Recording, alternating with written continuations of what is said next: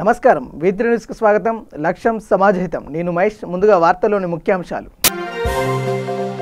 Warangal rural జిల్లా రాయపర్తి మండలంలో double bedroom ఇళ్లలో గృహ ప్రవేశాలు పాల్గొని పాలు పొంగించిన మంత్రి ఎర్రబెల్లి దయాకర్ రావు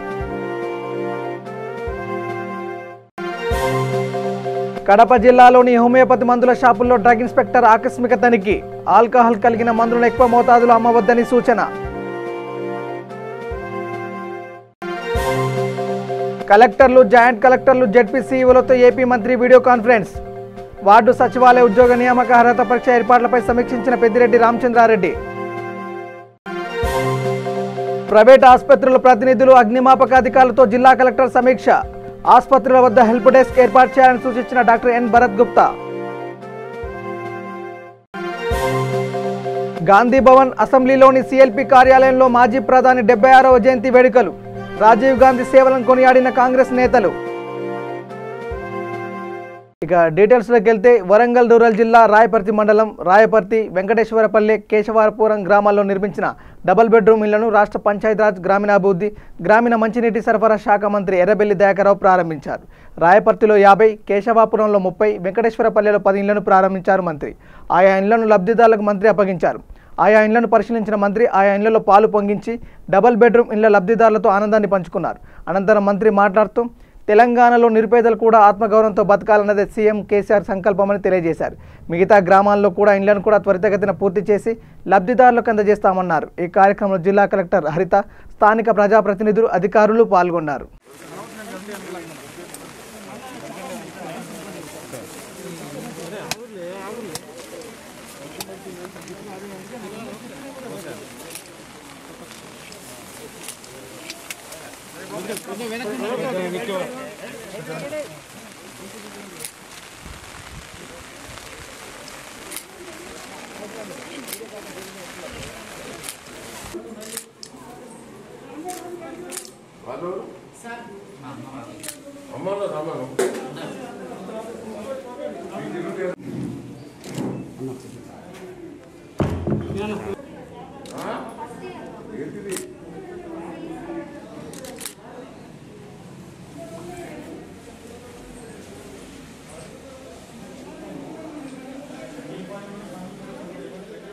ఇక కడప జిల్లా ఎస్పీ ఆదేశాల మేరకు పొద్దుటూరు డీఎస్పీ సుధాకర్ ఆధ్వర్యంలో Proddatur 3 town CI Subba Rao SEB CI Seetharama Reddy drug inspector జయన్నతో కలిసి పొద్దుటూరు టౌన్లో గల హోమియోపతి మందుల షాపులను తనిఖీ చేశారు ఆల్కహాల్ కలిగిన ఆర్గానిక్ ఆల్బమ్ సల్ఫర్ ద్రావణంలో ఎవరికి కూడా ఎక్కువ మోతాదులో విక్రయించరాదని వారికి సూచనలు ఇచ్చారు పట్టణంలో ఉన్న అన్ని హోమియోపతి మందుల షాపుల యజమానులకు డాక్టర్స్కి ఈ విషయాన్ని తెలియజేసినట్టు డీఎస్పీ సుధాకర్ తెలిపారు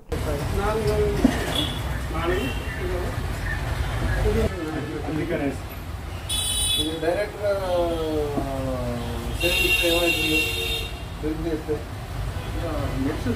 మెడిసిన్ తీసుకుంటే బల్క్లో ఏం తీసుకున్నా సైడ్ ఎఫెక్ట్స్ వస్తుంది ఇదే కదా సార్ ఏది తీసుకున్నా సైడ్ ఎఫెక్ట్స్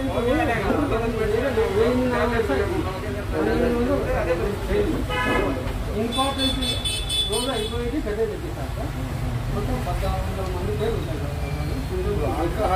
ఆల్కహాల్ లాగే కదా ఇది alcohol acts as a vehicle for medicine vehicle లాగా వర్క్ చేసుకునేటప్పుడు దాని డిఫరెంట్ ప్రిపరేషన్స్లో ఉంటాయి దాన్ని పిల్స్లో కన్వర్ట్ చేస్తాం పిల్స్ కూడా మేము పిల్స్ ఇవ్వడం లేదు డైరెక్ట్గా ఇస్తాం వీడియో ఉండదు కోడి ఇవ్వడం లేదు స్టిప్స్లో చేస్తున్నాం సార్ స్టిప్స్ ముందే పెట్టేసి ప్యాక్ చేస్తాం విజయనగరం జిల్లా కొత్త వలస మండలం చింతలపాలెం వద్ద రోడ్డు ప్రమాదం జరిగింది ఆగి ఉన్న లారీని ఢీకొట్టి టిప్పర్ బోల్తా పడింది ఈ సంఘటనలో ప్రాణాపాయం జరగలేదు ఘటనా స్థలానికి చేరుకున్న పోలీసులు కేసు నమోదు చేసి దర్యాప్తు చేస్తున్నారు ఏపీ రాష్ట్ర పంచాయతీరాజ్ శాఖ గ్రామీణాభివృద్ధి శాఖ మంత్రి పెద్దిరెడ్డి రామచంద్రారెడ్డి వార్డు సచివాలయ ఉద్యోగ నియామక అర్హత పరీక్ష ఏర్పాట్లపై వివిధ జిల్లాల కలెక్టర్లు జాయింట్ కలెక్టర్లు జెడ్పీ సీఈఓలతో విజయవాడ నుండి వీడియో కాన్ఫరెన్స్ నిర్వహించారు ఈ వీడియో కాన్ఫరెన్స్లో కర్నూలు జిల్లా collector G Veerapandian joint collector Ramasundar Reddy ZP CEO తదితరులు పాల్గొన్నారు ప్రైవేట్ ఆసుపత్రుల అనుబంధ హాస్పిటల్తో ఫైర్ సేఫ్టీ పరిశీలన ఖచ్చితంగా జరపాలని ఆసుపత్రుల వద్ద హెల్ప్ డెస్క్ ఏర్పాటు చేయాలని చిత్తూరు జిల్లా collector doctor N Bharat Gupta ఆదేశించారు స్థానిక ఆర్డీఓ కార్యాలయంలో కోవిడ్ చికిత్స అందిస్తున్న ప్రైవేట్ ఆసుపత్రుల ప్రతినిధులు అగ్నిమాపక అధికారులతో జిల్లా కలెక్టర్ సమీక్ష నిర్వహించారు. ఈ సందర్భంగా జిల్లా కలెక్టర్ మాట్లాడుతూ లోపాలు ఉన్న ప్రతి హాస్పిటల్ నోటీసులు ఇవ్వడం జరిగిందని అన్నారు. సరిచేసి ఆధారాలతో సహా సమర్పించాలని సూచించారు. అన్ని ఆసుపత్రుల్లో సీసీ కెమెరాల ఏర్పాటు చేయాలని, ఆరోగ్యశ్రీ కోసి ప్రత్యేక వార్డు కేటాయించాలన్నారు. ఈ సమీక్షలో తిరుపతి ఆర్డీఓ కనక నర్సారెడ్డి, ఆరోగ్యశ్రీ కోఆర్డినేటర్ బాలంజనేయులు, ఐఎంఏ డాక్టర్లు రవిరాజు, ప్రైవేట్ ఆసుపత్రుల ప్రతినిధులు, ఫైర్ అధికారులు పాల్గొన్నారు.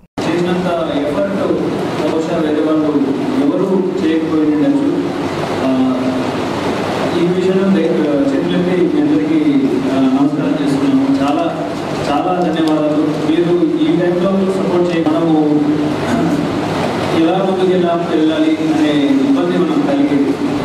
బట్ అది కాకుండా మన చుట్టుపక్కల ఉండే జిల్లాల పరిస్థితి కూడా చూసుకున్నా కూడా ఇప్పుడు అనంతపూర్ మనకు పాజిటివిటీ రేట్ 25% దగ్గర నడుస్తూ ఉంది. మన మిడ్ లెవెల్ హెల్త్ ప్రొవైడర్స్ ఎవరైతే వేసుకోవడం జరిగిందో వారందరూ కూడా కొంచెం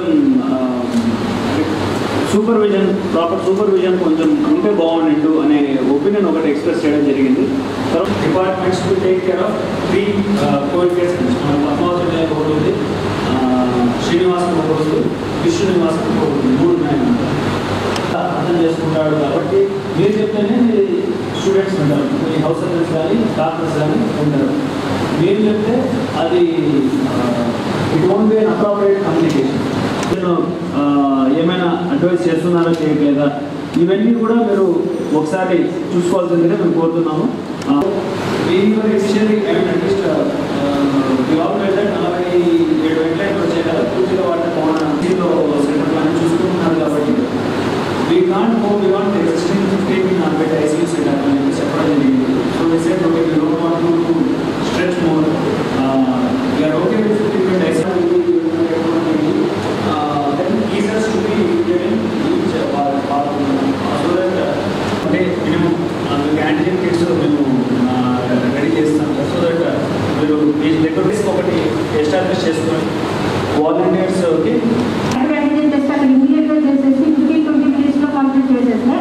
ఆ కేసు ఒక డెత్ అయిందనుకుంటా అది పాజిటివ్ తీసుకొని మీరు డిస్పోజ్ చేస్తారని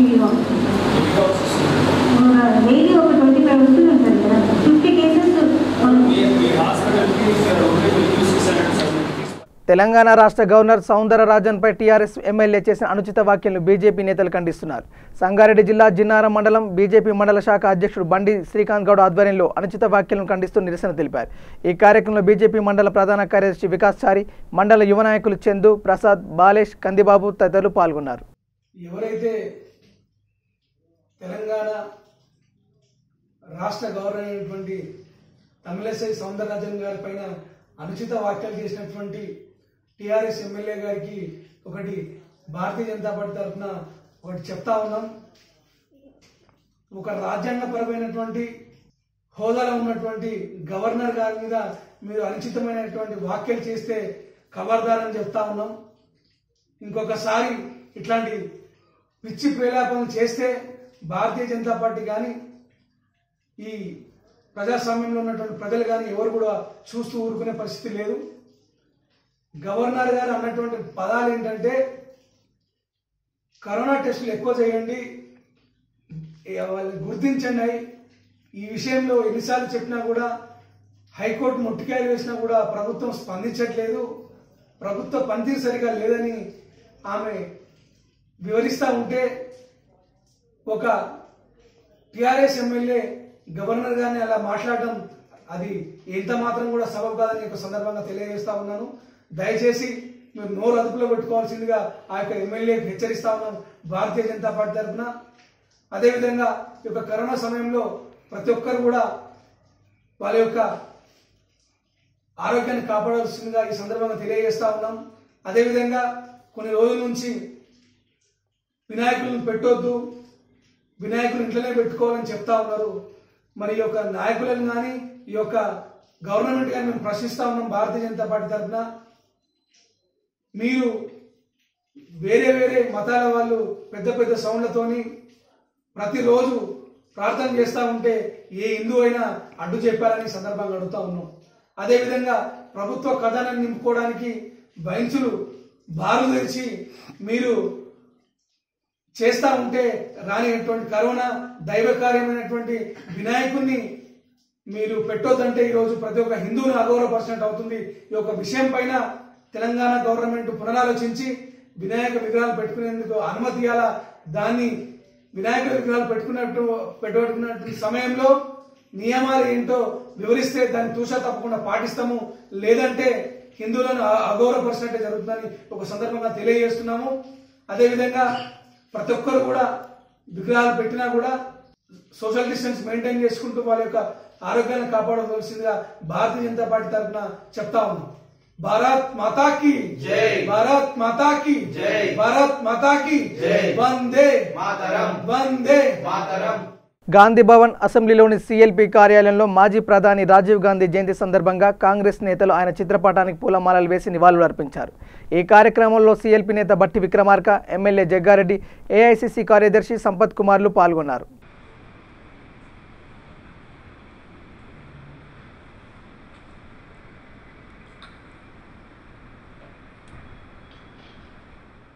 భారత మాజీ ప్రధాని రాజీవ్ గాంధీ జయంతి సందర్భంగా ఎర్రగడ్డ ఏజీ కాలనీలోని కాంగ్రెస్ పార్టీ నాయకులు ఆయన విగ్రహానికి పూలమాలలు వేసి నివాళులు అర్పించారు.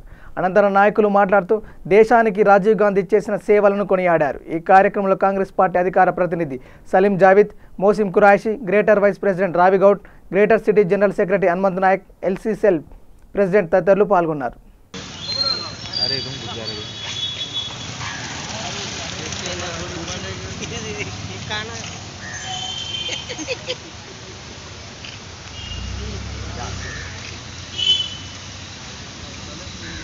पीछे का पुतला में आया तो लोग कुछ बोल करते हैं इसका तो खिलाफ तो थोड़ा दिमाग लगा। हां भाई ये काट है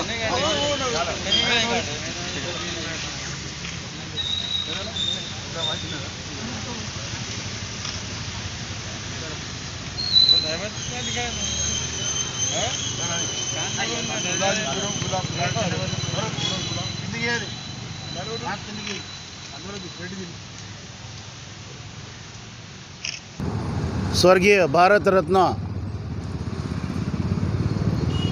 जनाब राजीव गांधी साहब जो ex prime minister of India और एक नए भारत को एक नई दिशा दिखाने वाले, साइंस एंड टेक्नोलॉजी को और पंचायती राज सिस्टम को जो हिंदुस्तान में स्ट्रॉन्ग करने वाले, नए भारत की नई दिशा को नौजवानों तक दिखाने वाले वो है जनाब मिस्टर राजीव गांधी साहब, जो हमारे बीच नहीं है। 21 मई के दिन श्री पेरम्बदूर में इलेक्शन की कैंपेनिंग में उनको एलटीटी की जानिब से ब्लास्ट में उनको मारा गया था, लेकिन उन्होंने मरे नहीं। हिंदुस्तान के हर नौजवान के बीच में उनके दिलों में जगह बना के आज भी वो ज़िंदा है। जो वोटिंग राइट 21 साल से निकाल के 19 साल नौजवानों के लिए किया पूरे भारत हिंदुस्तान में, और ये श्रेय और यूथ को जो इलेक्शन में पार्टिसिपेट करने का मौका दिया, ये जनाब राजीव गांधी साहब ही थे। ऐसे ये कारनामे कांग्रेस पार्टी जो कारनामे करी है 70 साल में, आज ये अपोजिशन वाले बोलते हैं कि कांग्रेस पार्टी 70 साल में क्या करे। 70 साल में क्या क्या करी ये पूरे हिंदुस्तान को मालूम है। एक अगर ये साइंस एंड टेक्नोलॉजी को बढ़ावा नहीं दिया जाता राजीव गांधी साहब के जानिब से, तो आज ये साइंस एंड ఇక శంషాబాద్ మున్సిపాలిటీ పరిధిలోని సిద్ధాంతి కాలనీలో గల ఏఆర్ పోలీస్ స్టేషన్ సమీపంలో పెను ప్రమాదం తప్పింది. 3 రోజులుగా కురుస్తున్న వర్షం కారణంగా షార్ట్ సర్క్యూట్తో మంటలు చెలరేగి ట్రాన్స్ఫార్మర్ పేలిపోయింది. పక్కనే ఉన్న ఇంటికి మంటలు అంటుకోకుండా చాకచక్యంగా ఇంటి యజమాని కుటుంబ సభ్యులు మంటలను ఆర్పివేశారు. ఈ ట్రాన్స్ఫార్మర్ నుంచి శబ్దాలు వస్తున్నాయని గతంలోని విద్యుత్ శాఖ అధికారులకు తెలియజేసినా అధికారులు నిర్లక్ష్యంగా వ్యవహరించారని, ఏదైనా ప్రమాదం జరిగి ఉంటే ఎవరు బాధ్యత వహిస్తారని స్థానికులు ప్రశ్నిస్తున్నారు. అక్కడి నుండి ట్రాన్స్ఫార్మర్ను పర్మనెంట్గా తొలగించాలని కాలనీ వాసులు డిమాండ్ చేశారు.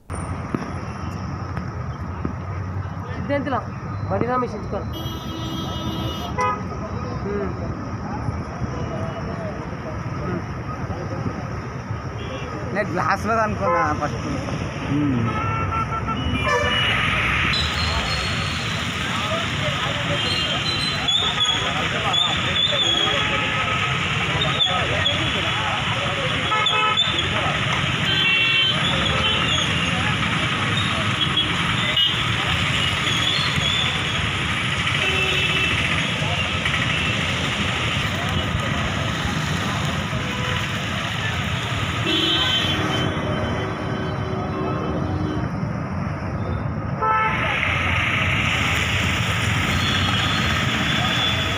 భద్రాద్రి కొత్తగూడెం జిల్లా భద్రాచలం దగ్గర గోదావరి నది నీటి మట్టం 62 అడుగులకు పైగా చేరి అతలాకుతలం చేసింది. ఆ తర్వాత మళ్లీ తగ్గుముఖం పట్టింది. ఉదయం 5 గంటల ప్రాంతంలో 42.6 అడుగుల వద్ద ప్రవహించిన గోదావరి ఉదయం 7 గంటల వరకు 43.1 అడుగులకు పెరిగింది. సుమారు 19 అడుగుల మేర తగ్గిన నీటి మట్టం మళ్లీ క్రమంగా పెరిగింది. ప్రస్తుతం మొదటి ప్రమాద హెచ్చరిక దాటి గోదావరి ప్రవాహం కొనసాగుతుంది. ఇక పాల్వంచ కిన్నెరసాని ప్రాజెక్టు నిండుకుండలా మారింది. పూర్తి స్థాయి నీటి నిల్వ సామర్థ్యం 8.4 టీఎంసీలు కాగా ప్రస్తుతం 7.80 టీఎంసీలుగా ఉంది. పూర్తి స్థాయి నీటి మట్టం 407 అడుగులు కాగా ప్రస్తుత నీటి మట్టం 404.50 అడుగులకు చేరింది. అధికారులు గేట్లు ఎత్తి 30,000 క్యూసెక్ల నీటిని దిగువకు విడుదల చేశారు. మరోవైపు భద్రాద్రి కొత్త జిల్లా వ్యాప్తంగా కురుస్తున్న వర్షాలతో సింగరేణి ఓపెన్ కాస్ట్లోకి నీరు చేరడంతో కొత్తగూడెం, మనుగూరు, ఇల్లందు, సత్తిపల్లిలో బొగ్గు ఉత్పత్తి నిలిచిపోయింది. మేడ్చల్ మల్కాజ్గిరి జిల్లా బోడుప్పల్ మున్సిపాలిటీ పరిధి 23వ డివిజన్ కార్పొరేటర్ రాసాల వెంకటేష్ యాదవ్ ఆధ్వర్యంలో నూతన కమిటీ ఏర్పాటు చేశారు. డివిజన్ అధ్యక్షునిగా సుడి కృష్ణారెడ్డిని ఎన్నుకున్నారు. ఈ కార్యక్రమంలో కార్పొరేటర్ వెంకటేష్ మాట్లాడుతూ 23వ డివిజన్ అభివృద్ధిలో ముందుందని తెలియజేశారు. ఈ క్రమంలో టీఆర్ఎస్ నాయకులు నత్తి మైసయ్య, శత్రుఘ్న, సురేందర్ రెడ్డి పాల్గొన్నారు. బోడుప్పల్ మున్సిపల్ కార్పొరేషన్ పరిధిలో 23వ డివిజన్ టీఆర్ఎస్ కమిటీ వేయడం జరిగింది. ఇట్టి కార్యక్రమానికి నాతోటి కార్పొరేటర్లు మరి కోఆప్షన్ సభ్యులు, మా 23వ డివిజన్ టీఆర్ఎస్ నాయకులు, కార్యకర్తలు, మరి ప్రజానికం అంతా కూడా అందరి మధ్యలో ఈరోజు మరి మంత్రి మల్లారెడ్డి గారి ఆదేశాల మేరకు, పార్టీ ఆదేశాల మేరకు ఈరోజు 23వ డివిజన్ అధ్యక్షులుగా అందరి అభిప్రాయం తీసుకుంది. ఉద్యమకారులను, అనుభవస్తులను, మరి మేధావులను అభిప్రాయం తీసుకొని ఎంత పోటీ వచ్చినా సరే ఇది కుటుంబం పార్టీ, ఇది కుటుంబం టీఆర్ఎస్ కాబట్టి అందరి అభిప్రాయాల మేరకు మరి సుడి కృష్ణారెడ్డి గారిని అధ్యక్షునిగా, మల్లేష్ను జనరల్ సెక్రటరీగా ప్రకటించడం జరిగింది. మరి 7 సంస్థలు డివిజన్లో 7 సంస్థలు ఉంటాయి, అవి కూడా ప్రకటించడం జరిగింది.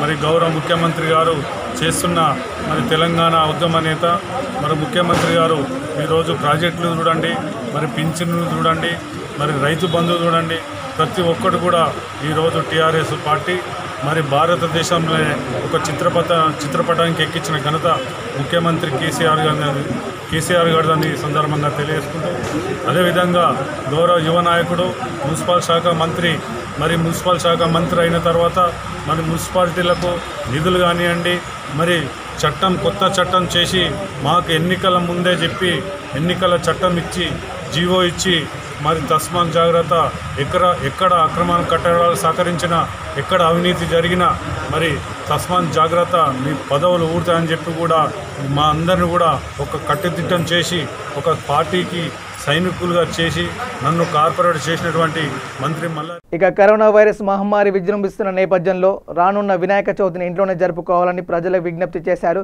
అల్లాపూర్ కార్పొరేటర్ సబియా గౌసుద్దీన్. బహిరంగ ప్రదేశాల్లో ఎలాంటి కార్యక్రమాలకు అనుమతి లేదని, ఇంట్లోనే సురక్షితంగా ఉంటూ పండుగలను జరుపుకోవాలని సూచించారు.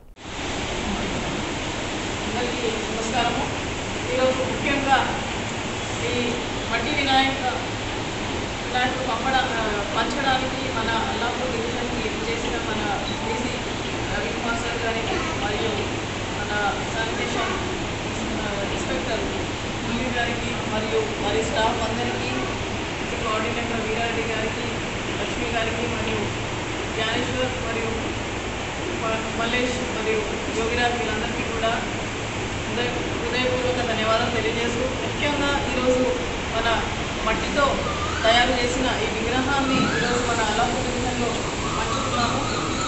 ఈ ఫెస్టివల్ వచ్చిందంటే మన హిందూ సోదరులందరూ కూడా చాలా సంతోషంగా, ఉత్సాహంగా, చాలా ఆనందంతో ఈ ఫెస్టివల్ కూడా జరుపుకుంటారు. అందరూ కూడా దీనికి ముందుగానే ఒక 10-15 డేస్ నుంచి రెడీ చేసుకొని పెద్ద పెద్ద విగ్రహాలు పెట్టడం, అందరూ ఒక దగ్గర గ్యాదర్ అయ్యి ఈ ఫెస్టివల్ జరుపుకోవడం, గణేష్ కూర్చోబెట్టడం, దాని తర్వాత నిర్ణయించారు.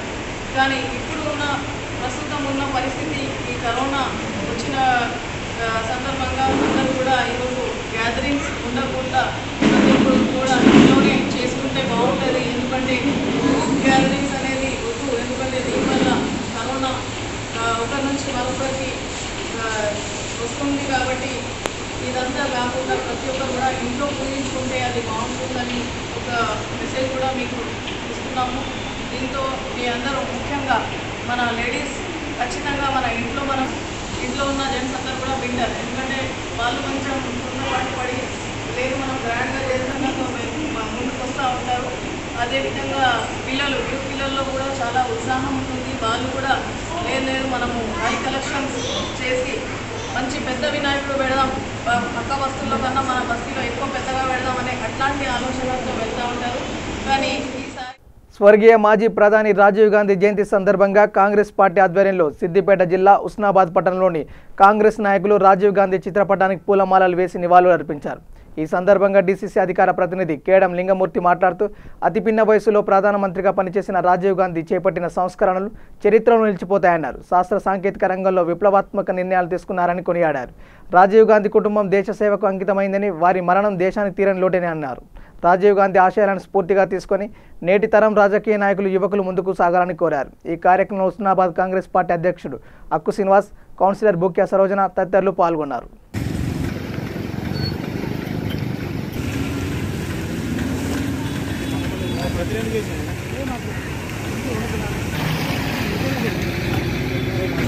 ఆయన భారతదేశంలో ఎన్నో సంస్కరణలు తీసుకొచ్చిండు. డైరెక్ట్ ఢిల్లీ నుంచి పల్లెటూరుకు జవహర్ రోజ్గార్ యోజన పథకం కింద డబ్బులు పంపించిండు. తర్వాత 18 ఏళ్ళ చిన్న వయసులోనే ఓటాకు వెలిగించిండు. తర్వాత ఈ దేశం కోసం మరి ఎన్నో విప్లవాత్మకమైనటువంటి నిర్ణయాలు చేసినటువంటి రాజీవ్ గాంధీ పాలన మనం ఎన్నడూ మర్చిపోలేదు. ఇవాళ భారతదేశం ఇవాళ ఇంత శాస్త్ర సాంకేతికంగా ప్రపంచంలోనే అభివృద్ధి చెందిందంటే దానికి మూల కారణం రాజీవ్ గాంధీ. ఇవాళ భారతదేశం కూడా చంద్రయానం చేయగలిగే అంత సత్తా సామర్థ్యం వచ్చిందంటే దానికి రాజీవ్ గాంధీ గారు వేసిన పునాది. ఇవాళ ప్రతి ఇంట్లో కలర్ టీవీ ఉన్నదన్నా, ఇవాళ ప్రతి ఒక్కళ్ళ చేతుల సెల్ ఫోన్ ఉన్నదన్నా, ప్రపంచంలో చైనా కన్నా ఎక్కువ మనం సెల్ ఫోన్ వాడుతున్నామని ఒక అధ్యయనాలు చెప్తాము. ఢిల్లీలో నెల్సన్ మండేలా గారు చెప్పారు, రాజీవ్ గాంధీ ఏమంటే నేను విడుదలైనా 29 ఏళ్ళు జైలున్నా అనేటువంటి మాట నెల్సన్ మండేలా గారు చెప్పారు. విదేశీయులకు భారతరత్న మనము కూడా నెల్సన్ మండేలకు భారతదేశం ఇవ్వడం జరిగింది. ఇట్లా చెప్పాలంటే రాజీవ్ గాంధీ చేసిన సేవలు మనం ఎన్నడూ మర్చిపోలేం. ఆయన మరి మన దేశం కోసం ప్రాణత్యాగం చేసింది, వాళ్ళ అమ్మ చేసింది. 73-74 రాజ్యాంగాన్ని సవరణ చేసి ఇవాళ మున్సిపల్ ఎన్నికలు, గ్రామ పంచాయతీ ఎన్నికలు జరుగుతాయంటే ఆయన వేసిన పునాది. మరి ప్రతి భారతీయుడు ఆయన చేసిన సేవ, ఆయన తీసుకున్న నిర్ణయాలు, ఆయన పాలన చేసిన సందర్భాన్ని గుర్తుంచుకోవాలని కోరుతూ, గుర్తుంచుకుంటారని ఆశిస్తూ వారి పుట్టినరోజు సందర్భంగా వారి భౌతికంగా లేకున్నా వారి కుటుంబానికి మనమంతా సహకారం చేయాలి. నిర్మల్ జిల్లా ముదోల్లోని కోట్ గల్లీకి చెందిన సోన్ కామ్లీ దమ్మపాల్ అనే రైతు ఎద్దు పాము కాటుతో మృతి చెందింది. పంట పొలాల్లో గడ్డి మేపడానికి తీసుకుని వెళ్లిన సమయంలో పాము కాటి వేసిందని రైతు తెలిపారు. దీంతో ఊటావుడిన చికిత్స అందించిన ఫలితం లేకపోయిందని పేర్కొన్నాడు. దాదాపు 50,000 రూపాయల విలువగల ఎద్దు పాము కాటుతో మృతి చెందడంతో ఆర్థికంగా నష్టపోయాడని రైతు ఆవేదన వ్యక్తం చేశాడు. ప్రజాప్రతినిధులు, అధికారులు స్పందించి ఆర్థిక సహాయం అందించి ఆదుకోవాలని రైతు కోరుతున్నాడు. బులెటిన్ ముగించే ముందు హెడ్లైన్స్ మరోసారి. వరంగల్ రూరల్ జిల్లా రాయపర్తి మండలంలో డబుల్ బెడ్రూమ్ ఇళ్లలో గృహ ప్రవేశాలు, పాల్గొని పాలు పొంగించిన మంత్రి ఎర్రబెల్లి దయాకర్ రావు.